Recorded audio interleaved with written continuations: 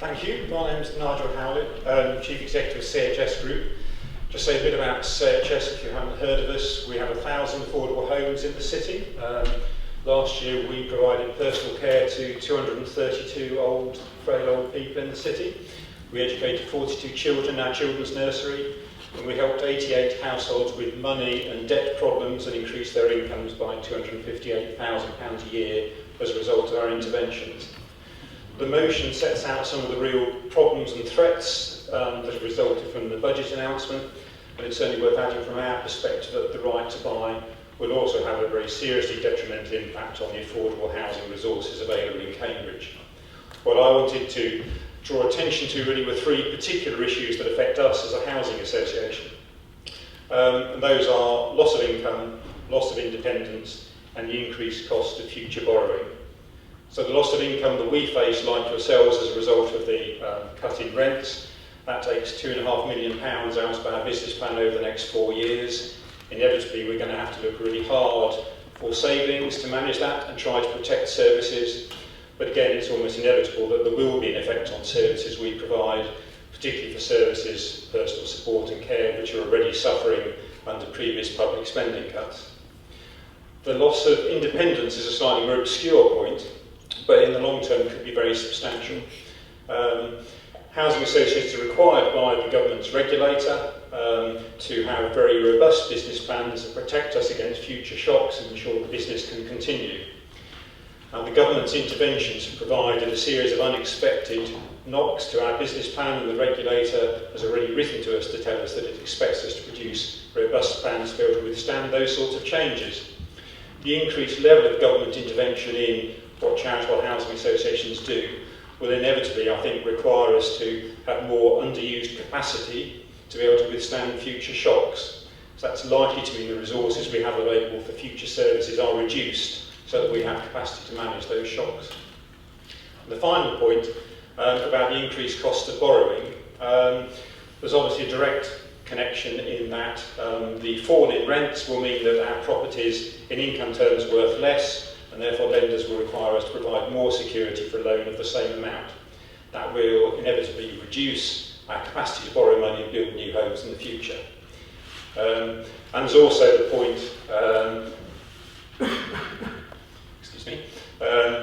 there's also the point that the intervention itself, in terms of reducing our income, will directly affect our business plan and reduce the number of new homes we're able to build. So the impact of all of those points, all of those 3 points, I think, directly for us, providing services in Cambridge, is that it will inevitably contract our services and reduce the number of new homes we're able to build in the future. Thank you. Yes, thank you, Mr. Mayor, and thank you, Mr. Howlett. Clearly, very similar to ourselves, a very depressing picture. Your impact on future borrowing, which will make it difficult for you to build more houses, is very much the same here, which of course has that overall effect across Cambridge, where at a time we're desperate for affordable houses, for social housing in the city, the budget has done that damage, and I will go into a bit more detail in our motion afterwards, but thank you for that, and if you've got anything else further to add.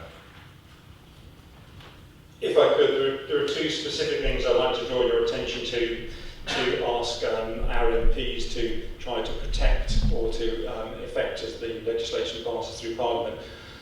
So those two things are, one, the housing benefit cuts for under 21s. We provide quite a lot of supported housing for under 21s in Cambridge. Now those under 21s who are vulnerable are currently protected and are able to claim housing benefit.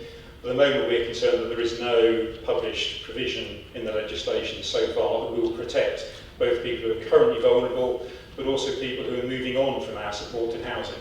If people are assessed as not being vulnerable at the point where they move on, they won't be able to move on, and we won't be able to provide support services to new people. So it's trying to ensure that vulnerable people are protected, and vulnerable under 21s are protected from the loss of housing benefit. And the second point related is about rent cuts. Again, the rent cuts on supported housing and residential care, which Again, the government has said it's minded to exclude from the rent cuts, but it hasn't done so far. Again, those are really important, otherwise those support services and indeed our residential care services in Cambridge will be really threatened by those rent cuts. So if we could ask our MPs to try to achieve those objectives, that would be really helpful. Thank you. Would you like to respond? Oh, right, yes, yes, thank you very much, Mr. Mayor. Sorry, I wasn't aware I got a further follow-up. Short answer to that is yes. I think, given the motion that we are already planning on writing to our MPs should the motion be passed by council, and I'm sure that we can add those suggestions in, because our concern is wider than just the City Council. It is for the provision of social housing and for the vulnerable in Cambridge as well. So yes, the short answer is yes, we can have that. Next, Diana Nins, would you like to come forward? So I'm not going to speak off the cuff. I've written something, but I hope it's not too long. I'm here today as a council tenant and an elected tenant rep on the Housing Scrutiny Committee, and also as someone who works with those who are at the sharper and certainly the less comfortable end of our supposedly all-in-it-together society. And once again, the emergency budget on the 8th of July, not an emergency, I don't think. The plans were there all the time, contains proposals, as we know, that will mean the end of, probable end of council and social housing as we know it, and it'll wither on the vine. And as a council tenant, I can really only weep. I'm not just for the future of social housing. I'd ask what future. I feel we're like the public provision enemy within being a council tenant. But also I weep for those who will never have the security and the pride of being a council tenant, living in a decent and well-maintained property, because we do, paying a sensible but not subsidised rent, and having a home fit for everybody to live in. And I weep for the loss of our homes as they're sold off and they become vacant to pay for the right to buy to, already referred to, for housing association tenants. And I grieve for the loss of the millions from our housing revenue account due to the forced 1% reduction in rent. And I won't be bought off by this rather strange gesture in the budget, which will derail council and housing association budgets and stop them from building new homes. And the Institute of Housing have suggested that there's a cumulative 4.2 billion hole in council finances because of this move. That's up nationally. Families will see their housing hopes recede and their only option being private rented, expensive housing, providing they're insecure, not really a proper home, possibly far away from where they work or want to live. The Guardian headline, I think it was yesterday, said Generation Rent, the housing ladder starts to collapse for the under 40s, and suggested that by 2025, 7.2 million households will be in rented accommodation. That's scary. And then there are also in the budget, it impacts on everybody on a low income, there are the welfare benefit changes. Now I remember when we used to call it social security. There's a change in name and there's a change in direction. I find that very sad. A benefit cut of 20,000 will mean low-income families will not be able to secure a two-bedroom rented property in England, south of Birmingham, if you look at the line, south of Birmingham and in many cities north of there, and certainly not here in Cambridge. And if you have more than 2 children after 2017, you will be penalised further. And if you are sick, you will lose the extra money you now receive that helps you when you are too unwell to work. And your benefits, whatever they are, in or out of work, are being frozen for 4 years. In my job at Cambridge Women's Resources Centre, I meet women every day who are struggling and juggling to survive. Many of them are in social housing, some of them have got a mortgage, some are private tenants. I'll tell you the story of one woman who's too unwell to work with one child. She currently has a disposable income, i.e. not committed to anything, if she's lucky, £15 a month. Just on top of this guy, that little bit left that isn't committed to anything. She's a council tenant. In the budget plan, she will lose £30 a week from her employment and support allowance, because that's the extra bit that they're given on top of what you get if you're on job seekers. And all the benefits she receives are frozen for 4 years. As Mr McCorber might have said, the result is misery and deprivation for her, and more significantly for her child. Now, I think we've had previous governments that were accused of policies and privatisations that sold off the family silver. And I fear that in the emergency budget and all those plans, they are now actually selling off the family. So I'd urge you all to discuss the motion and pass it and make sure we're making people more aware of what's being done to housing today. Thank you. Thank you.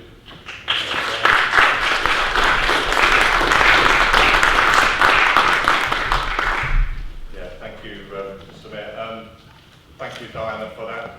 I do think it's important that, you know, we can sit around here as councillors and talk about and discuss how we see things and how we feel government legislation is going to affect people. But there's nothing really quite so powerful as hearing it from somebody that is in that situation, will be affected by it, and also works with people, as Diana has said. This whole emergency budget is a tragedy. It will lead to the... I was going to wear a black tie tonight, but I thought actually we'll leave that. We won't give up yet. You know, we will keep fighting against this horrendous attack on social housing. So thank you for that, Diana. Will you move on and come back? You're a child to come back for I won't say anything more, except I think it's people's stories that are important, not just the figures. You can pull 47.2 billion out of the air and say, God, that's terrible. It's the actual cumulative effect on people that counts, and I think the more we can pull together the stories and tell people's stories, the more impact that will make, and the more it will make people realise what's really happening. And so anyway, I mean, I think stories are the important thing. I know there are people out there talking about doing, we must let people know, as you're suggesting, what it does mean to be out there struggling, and how you're going to have to struggle even more, and how people who might have had a bit of hope have very little hope left. That's my response. I mean, it's a statement as well, but it's the thing I think we have to do. Nothing's around and the last, John Murray.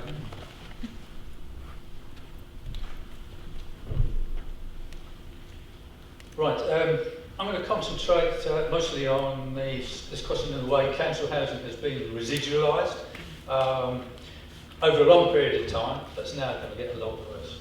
Nye Bevan had a vision of council housing being a living tapestry, as he called it, of a mixed community, providing a reasonable housing choice for people of varying backgrounds. For a while, from the 1950s at least, this was to some extent achieved. Where I grew up in the 1950s, there was us, that's my mum being a school teacher, a skilled master carpenter next door one side, and a factory worker the other.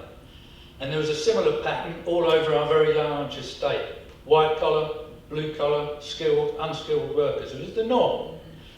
Right up to the 1970s, almost up to one third of the population were council tenants.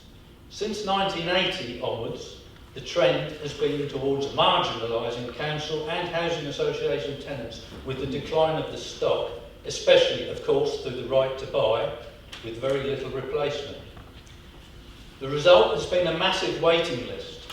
Supposedly, at the moment, officially about 1.4 million households, but actually the figure is really much higher, since the government has, through the Localism Act of 2011, allowed councils to delete applicants who they deemed to have very little chance of getting a home. The true figure, as indicated by Inside Housing Research, is closer to somewhat like 2 million households, which is over 5 million people. The aim seems to be to push more people into the private market, with disastrous consequences. And the effect for councils and housing associations has been that only applicants with the most desperate need stand much chance of getting a home. And there's been a continuous trend towards marginalising remaining stock as being homes of last resort for the very needy. The living tapestry seems a long way off now. It seems that this government is hell-bent on making a bad situation much worse. Introducing right to buy for housing associations will greatly reduce supply as homes are snapped up, and to rub salt into the wound, of course, valuable council homes are to be sold off on the market to help fund the discount. a sell-off to fund a sell-off, in fact, and an even longer wait for prospective tenants. In addition, means testing of council and housing association tenants will increase the marginalising effect. Raising rents for households earning over £30,000 will have serious effects. Some tenants may well make sure they keep below that very low figure. 30,000 is not much for, say, 2 people, for instance. So much for aspirations. They're going to have to watch how much they earn. While others, the prospect of having increased rents will possibly drive them towards right to buy, even more than they might have done. So that's more stock that would be lost. Council housing was a brilliant idea in many ways, but as this government clearly dislikes the whole concept of public ownership, these attacks will continue. They must be opposed at every step in every way, and I welcome that the council is raising their concerns today as a step in the right direction. Thank you. Thank you.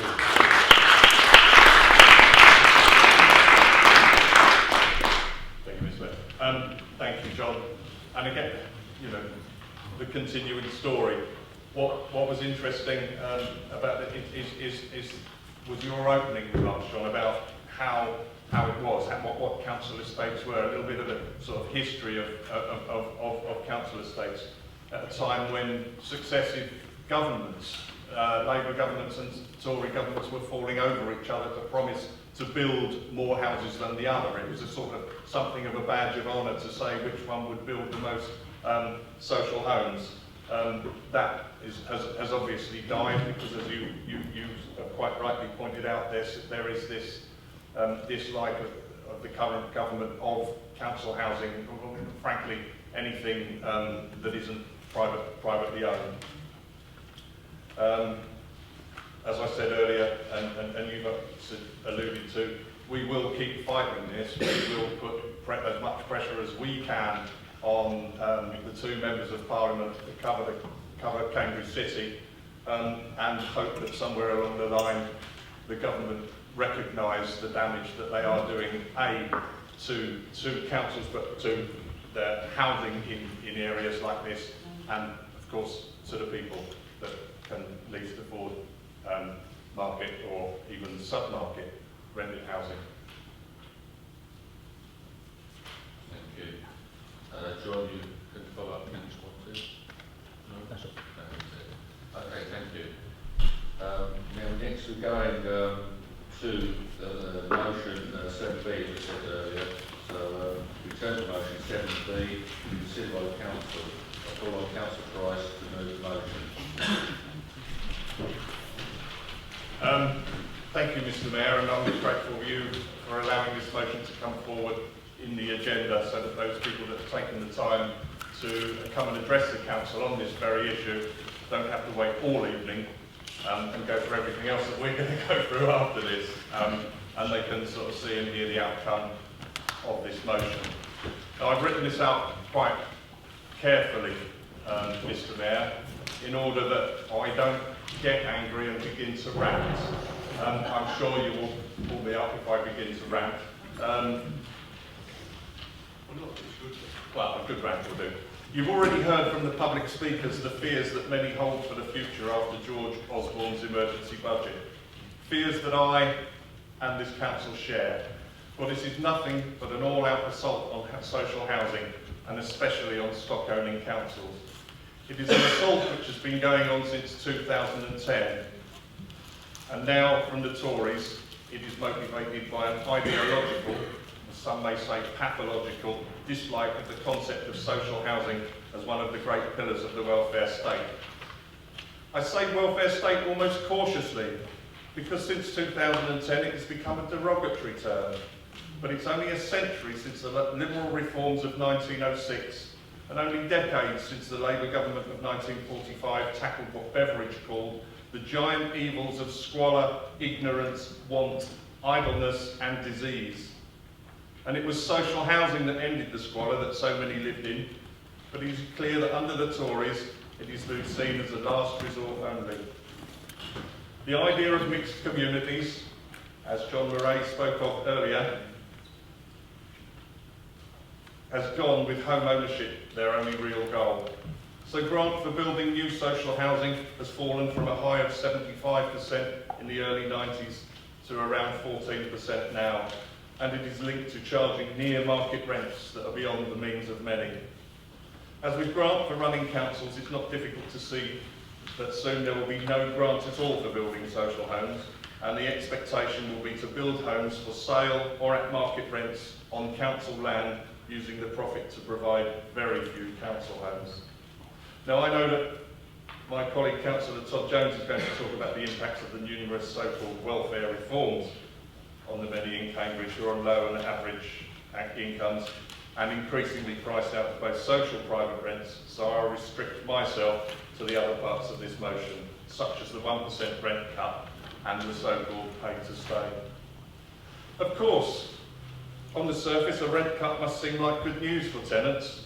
They've seen above inflation rises for years now, whilst many of their income has fallen or been hit by measures like the bedroom tax. But for councils, this is a devastating blow because it knocks a massive hole in our 30-year business plan, which cannot be mended. Over the next 4 years alone, Cambridge will lose around £15 million from its housing revenue account in lost rent receipts. And long after that, the impact will continue to be felt.